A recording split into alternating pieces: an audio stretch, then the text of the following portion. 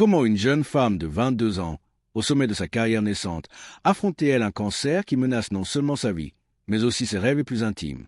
Comment transforme-t-elle cette épreuve en force pour captiver des millions de téléspectateurs? Parvient-elle, contre toute attente, à devenir mère d'une manière inattendue? Et surtout, comment continue-t-elle à illuminer le monde d'espoir après avoir perdu l'amour de sa vie et essuyé des trahisons financières impitoyables?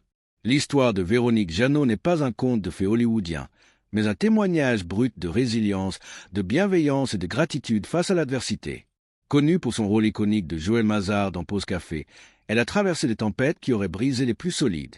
Pourtant, elle a reconstruit sa vie pierre par pierre avec une philosophie qui défie le cynisme ambiant.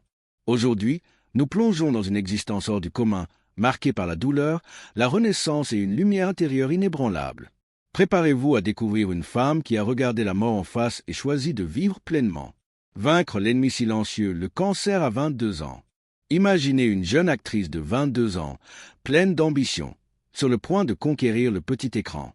Véronique Jeannot, avec son sourire éclatant et sa sincérité désarmante, enchaîne les rôles prometteurs dès 1972. Ses débuts dans Le Jeune Fabre sous la direction de Cécile, Aubry la propulse sous les projecteurs. Suivent Paul et Virginie, Aurore et Victorien, puis le Toubib aux côtés d'Alain Delon. Le public l'adore pour sa fraîcheur, sa chaleur humaine. Mais en plein tournage, un ennemi invisible frappe. Des symptômes étranges, fatigue extrême, douleurs sourdes, l'amènent chez le médecin. Le diagnostic tombe comme un coup près.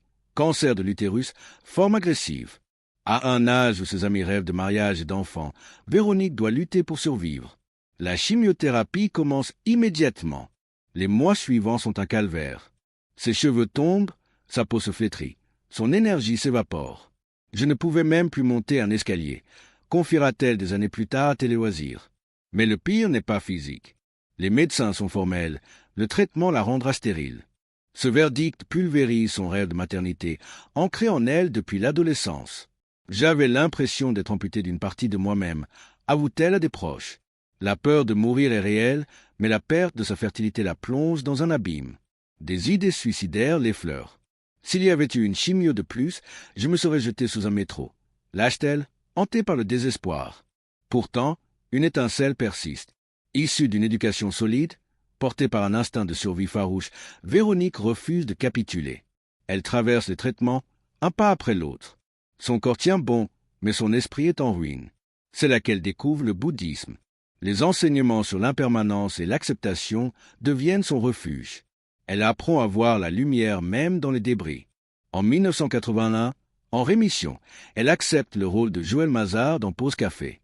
Ce personnage d'assistante sociale, empathique et combative, semble taillé pour elle. Véronique y infuse sa propre douleur, sa résilience forgée dans le feu. Le public, ignorant tout de son combat, est touché par son authenticité. Interpréter Joël ravive des blessures. La série parle de famille, d'enfants, d'avenir, des thèmes qui résonnent cruellement avec sa stérilité. Mais Véronique transforme cette souffrance en force. Chaque scène devient un exorcisme. Des millions suivent les aventures de Joël sans savoir que l'actrice a vaincu la mort. Plus tard, elle parle ouvertement de son cancer, le comparant à une météorite qui détruit tout, mais oblige à rebâtir plus solide. Cette épreuve force son empathie, marque sa carrière. Survivre ne suffit pas, elle veut donner un sens à la douleur. Véronique devient un symbole de résilience, inspirant des générations. Son histoire prouve que la vie, même brisée, peut renaître plus belle, défier le destin, amour passionné et perte dévastatrice. Les années 1980 s'annoncent triomphales pour Véronique Jeannot. Pause Café la consacre star adorée. Mais derrière la gloire, des chagrins immenses l'attendent. En 1980, lors d'un shooting pour un magazine automobile, elle rencontre Didier Pironi, pilote Ferrari charismatique. Coup de foudre immédiat. Problème, il est marié.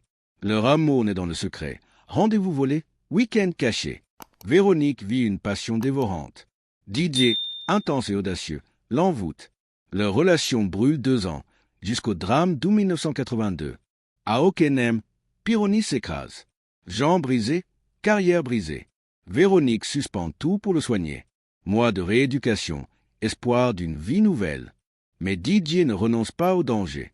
En 1987, il passe aux courses offshore.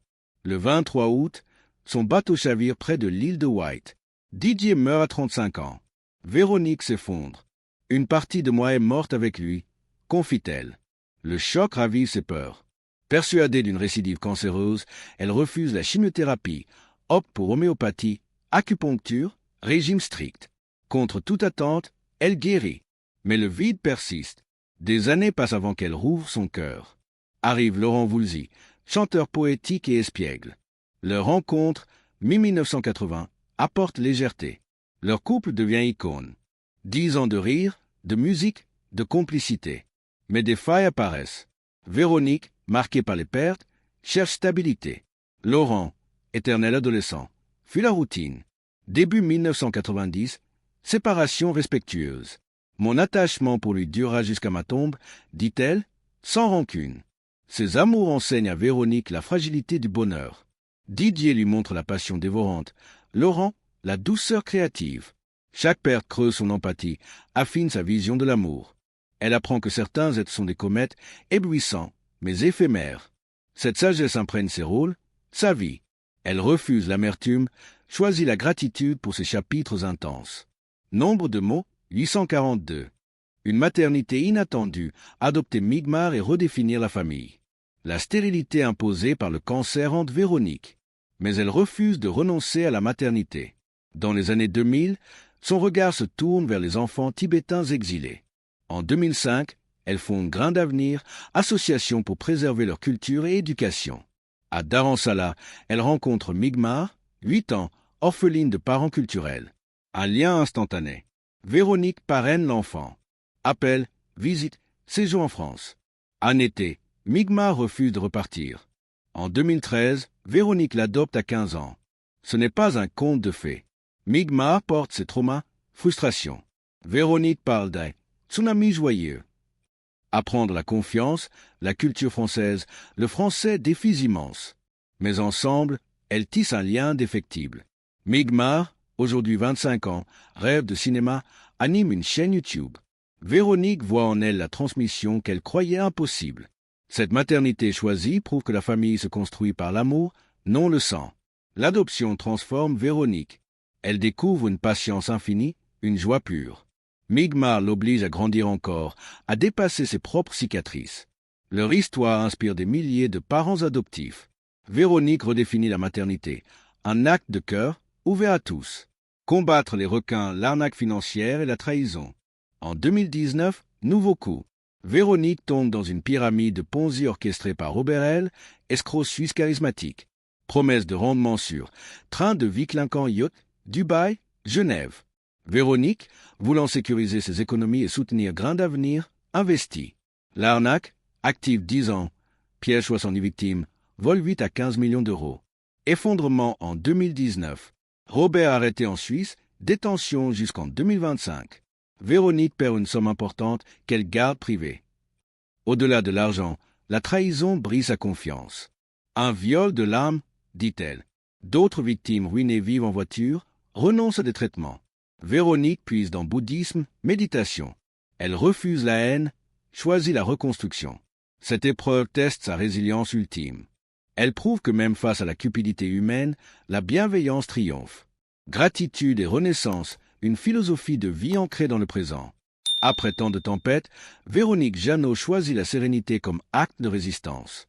Installée dans une maison modeste du Var, entourée de vignes et de collines provençales, elle cultive un quotidien épuré. Sa chienne Sheila, une boule de poils espiègles adoptée dans un refuge, devient sa complice de tous les jours. Chaque matin, elle pratique 15 minutes de méditation face au lever du soleil. Pas de grands rituels compliqués, juste la respiration, le chant des cigales et une tasse de thé vert. Ce rituel, elle l'explique dans son livre Le présent est mon refuge, publié en 2018. Le passé est une photo jaunie, l'avenir une promesse incertaine. Le présent, lui, est un cadeau vivant, écrit-elle. Ce livre n'est pas un manuel de développement personnel clinquant. C'est une lettre intime, écrite à la main dans un premier temps, puis tapée sur un vieil ordinateur. Véronique y raconte comment le bouddhisme tibétain, découvert pendant sa chimiothérapie, l'a sauvée du désespoir. Elle cite le Dalai Lama, mais aussi des anonymes, une infirmière qui lui tenait la main, un enfant tibétain qui lui a souri à Dharamsala. Elle insiste sur la gratitude comme muscle à entraîner. Remercier pour un rayon de soleil, pour une douche chaude, pour un corps qui tient encore debout. Son refus des interventions esthétiques est devenu une signature. À 70 ans passés, ses rides sont profondes, ses cheveux gris argentés. Mon visage est une carte routière. Chaque ligne raconte une épreuve surmontée, dit-elle lors d'une interview sur France Inter. Elle pratique le yoga doux, marche pieds nus dans l'herbe, prend des vitamines naturelles. Pas de régime extrême, juste de la modération. Elle cuisine des légumes du jardin, partage des repas simples avec Migmar quand elle vient. Côté carrière, elle accepte des rôles choisis. En 2020, elle incarne une grand-mère sage dans Demain nous appartient sur TF1. Le public, ému, redécouvre Joëlle Mazar vieillie mais toujours lumineuse. Sur scène, elle joue un atelier pour deux, une pièce intimiste où elle dialogue avec un jeune comédien. Les critiques saluent sa présence magnétique. Mais Véronique ne court plus après la gloire. Elle sélectionne des projets qui portent du sens, documentaires sur l'adoption, courts-métrages sur la résilience. Les lettres de fans affluent encore. Des quadragénaires lui écrivent « Joëlle m'a donné le courage de quitter un mari violent ». Des adolescents « Votre histoire m'aide à supporter le cancer de ma mère ». Véronique répond personnellement, à la main, avec des cartes postales provençales. Elle voit ces échanges comme une boucle bouclée. La douleur qu'elle a transformée en empathie revient sous forme d'espoir pour d'autres. Elle rêve encore. Nager avec les baleines à Bossa Hawaï. Observer les gorilles des montagnes au Rwanda. Apprendre le tibétain pour parler directement avec les moines. À quoi bon sauver son corps si l'on ne sauve pas son âme? Répète-t-elle. Cette phrase, prononcée lors d'une conférence TEDx à Aix-en-Provence, devient virale. Des milliers de partages. Des tatouages. Véronique rit. Je ne suis pas une gourou, juste une survivante qui partage. Sa philosophie est simple. La vie est un flux. On ne contrôle pas les vagues, mais on apprend à surfer. Elle médite sur l'impermanence chaque soir, avant de s'endormir. Demain, je pourrais tout perdre. Ou tout gagner. Mais ce soir, j'ai un toit, un cœur qui bat, une chienne qui ronfle. C'est assez. Héritage artistique. Joëlle Mazar, un personnage qui transcende le temps. Revenons à Pause Café. Diffusée de 1981 à 1989, la série suit Joëlle Mazar, assistante sociale passionnée qui aide des jeunes en détresse. À l'époque, c'est un phénomène. 15 millions de téléspectateurs chaque dimanche soir. Les ados collent des posters de Véronique dans leur chambre. Les profs utilisent des extraits en classe pour parler d'exclusion. Ce qui rend Joëlle immortelle, c'est l'authenticité de Véronique. Elle vient de vaincre le cancer. Elle sait ce que c'est d'être brisée et de se relever. Dans l'épisode où Joëlle accompagne une adolescente enceinte rejetée par sa famille, Véronique pleure pour de vrai. Le réalisateur garde la prise. Le public ressent la vérité. En 2023, TF1 rediffuse la série en version restaurée. Une nouvelle génération découvre Joëlle. Sur TikTok, des jeunes recréent des scènes. Hashtag Joëlle Mazar Challenge, 2 millions de vues. Véronique, amusée, commente « Je n'ai pas vieilli, c'est le monde qui rattrape Joëlle ». Elle accepte des masterclass. À la FEMI, elle enseigne aux étudiants. Ne jouez pas l'émotion. Vivez-la. Elle montre des photos d'elle chaud sous chimio. Voilà d'où vient ma vérité. Trouvez la vôtre. Des élèves pleurent. L'un d'eux, devenu réalisateur, lui dédie son premier film. Véronique crée aussi une bourse Joëlle Mazar pour jeunes acteurs issus de milieux défavorisés. Chaque année, un talent reçoit 10 000 € et un coaching personnalisé. Joëlle aidait les invisibles. Je continue. Son héritage dépasse la fiction. Des centres sociaux portent son nom. Des associations utilisent des extraits de la série pour former des travailleurs sociaux. Véronique visite ces lieux incognitos, écoute, encourage. Elle reste Joëlle, même sans caméra. Grain d'avenir, une association qui change des destins, chapitre par chapitre. Reprenons le fil là où nous l'avons laissé. Daran Salah, 2005. Véronique Jeannot, 52 ans, atterrit pour un documentaire sur les réfugiés tibétains. Elle s'attend à filmer quelques jours, repartir avec des images émouvantes. Mais la réalité la frappe comme un mur. Des centaines d'enfants, pieds nus dans la poussière rouge de l'Himalaya, récitent des prières en tibétain ancien. Leurs parents ont fui le Tibet sous les balles chinoises. Leur culture s'efface. Les écoles indiennes locales n'enseignent ni leur langue, ni leur danse, ni leurs contes. Véronique passe une nuit blanche. Le lendemain, elle annule son vol retour. Elle reste 3 semaines. Elle dort dans un dortoir avec les gosses. Elle mange du riz fade et des lentilles. Elle écoute. Une petite fille de 7 ans, Lamo, lui demande « Madame, Est-ce que le français est plus beau que le tibétain? Véronique n'a pas de réponse. Mais elle a une idée. De retour en France, elle liquide une partie de ses économies. 50 000 euros. Elle crée Grain d'Avenir. Pas de bureau chic à Paris. Un site web basique, un compte bancaire dédié. Règle numéro 1. Chaque euro doit arriver jusqu'à l'enfant. Règle numéro 2. Les Tibétains décident. Pas de blanc sauveur. 2006. La première école. Un terrain abandonné à Macléogange. Des moines, des parents, des bénévoles français. Ils construisent avec des briques locales. Toit en tôle, tableau noir, livre bilingue imprimé à compte d'auteur. 42 élèves la première année. Véronique est là, les mains dans le ciment. Elle apprend à dire « Bienvenue » en tibétain. Les enfants l'appellent « Ama Véronique ». 2008, le programme de parrainage. Chaque enfant a un dossier. Photo, histoire, besoin. En France, des parrains s'engagent pour 30 euros par mois. Véronique écrit les lettres elle-même au début. « Cher Pierre, voici Tanzin. Il aime dessiner des yaks. Il a besoin de cahiers. » Elle joint des dessins d'enfants. Les parrains répondent. Certains viennent en Inde. Des amitiés naissent. 2010, le studio culturel. Un vieux bâtiment reconverti. Micro, ordinateur d'occasion. Des moines enregistrent des chants polyphoniques. Des grands-mères racontent des légendes. 40 heures d'archives sauvées.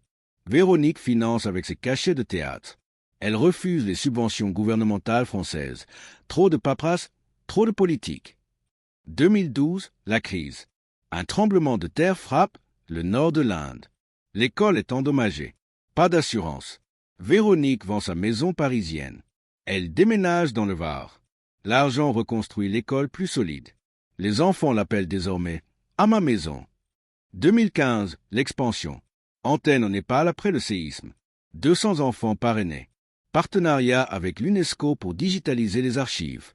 Véronique forme une équipe. Migmar gère les réseaux sociaux, un moine tibétain la comptabilité, une Française la communication. Elle n'est plus seule. 2018, le prix. Grain d'Avenir reçoit le prix Dalai Lama pour l'éducation en exil. Cérémonie à Dharamsala. Véronique monte sur scène avec 10 enfants. Elle parle en tibétain approximatif. Le Dalai Lama rit. Il la bénit. Les enfants chantent. Le monde entier regarde. 2020, la pandémie. Frontières fermées. Pas de vol. L'association manque d'argent. Véronique lance une campagne en ligne. Elle filme une vidéo depuis son jardin. Un enfant tibétain a besoin de 1 euro par jour pour manger et étudier. 500 000 euros récoltés en 3 mois. Les écoles passent en enseignement hybride. Tablettes solaires dans les villages. 2023, les 20 ans. 3 écoles, 850 parrainages, 120 enseignants formés, 40 traditions sauvées. Véronique organise une fête. Les anciens élèves reviennent. Tanzin, l'informaticien, présente son appli. Une grand-mère de 80 ans danse pour la première fois depuis 50 ans. Véronique pleure. Aujourd'hui, Grain d'Avenir est autonome. Véronique est présidente honoraire. Elle visite une fois par an. Elle apporte des bonbons et des histoires. Les enfants lui demandent « Ama, quand est-ce que tu reviens ?» Elle répond « Quand vous aurez besoin de moi ?» Migmar, la fille du cœur, une relation mère-fille hors norme, du chaos à l'harmonie. Migmar atterrit à Roissy le 15 juillet 2013. 15 ans, AM55, Yenois persan, sac à dos rouge. Véronique l'attend avec un panneau « Welcome home ». Migmar ne sourit pas. Elle a peur. Premier mois, la guerre froide. Migmar parle à peine français. Elle refuse la viande. Elle claque la porte de sa chambre. Véronique essaie tout. Pizza, série Netflix, promenade en forêt. Rien. Un soir, Migmar hurle « Tu n'es pas ma mère ?» Véronique reste calme. Elle répond en anglais « Non, mais je veux l'être. » Deuxième mois, les ponts. Véronique achète un livre de cuisine tibétaine. Elles font des momos ensemble. Migmar rit pour la première fois. Elle regarde Pause Café en VO. Migmar demande « C'est toi la dame qui aide les enfants ?» Véronique hoche la tête. Migmar dit « Moi aussi, je veux aider. » Troisième mois, les racines. Voyage en Inde. Migmar revoit sa grand-mère biologique. Elle pleure. Véronique reste en retrait. À Dharamsala, Migmar danse avec les enfants de l'école. Elle se sent chez elle. De retour en France, elle accroche un drapeau tibétain dans sa chambre. 2014, l'adolescence. Migmar veut des piercings. Véronique dit non. Dispute. Migmar fuit d'une nuit. Véronique la retrouve au parc. Elle parle jusqu'à l'aube. Véronique avoue. J'ai peur de te perdre comme j'ai perdu Didier. Migmar répond. Je ne suis pas lui. Je suis là. 2015, le cinéma. Migmar voit le fabuleux destin d'Amélie Poulain. Elle veut faire des films. Véronique l'inscrit à un atelier. Premier court-métrage, une fille tibétaine qui rêve de Paris. Pris au festival jeunesse. Migmar dit « Amma, tu es ma première fan ». 2017, les études. Migmar passe le bac. Mention bien. Elle choisit une école de cinéma à Paris. Véronique l'aide à déménager. Premier appartement.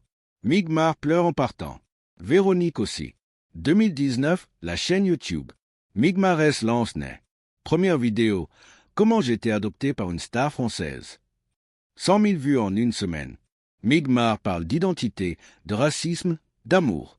Véronique commente. Ma fille est plus forte que moi. 2021, la thérapie. Dispute sur l'argent, les garçons, l'avenir. Elles consultent une psy spécialisée en adoption.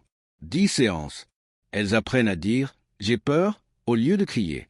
2023, le documentaire. Migmar réalise Grain d'avenir, 20 ans d'espoir. Véronique est interviewée. Elle dit « Migmar m'a appris que la maternité, c'est écouter plus que parler ». Le film est sélectionné à Cannes Écran Junior. Aujourd'hui, l'équilibre. Migmar, 25 ans, vit à Paris. Elle monte des pubs, rêve de long métrage. Elle appelle Véronique tous les dimanches. Elle cuisine des momos par Zoom. Migmar dit « Amma, je vais adopter un jour ». Véronique rit « Prends ton temps ». Leur lien, a work in progress. Des disputes, des rires, des silences. Une maternité choisie, forgée dans le feu et la patience. Véronique Jeannot, survivante, mère, artiste, humaniste. Quelle épreuve vous inspire le plus? Commentez, likez, partagez, abonnez-vous pour plus d'histoires vraies.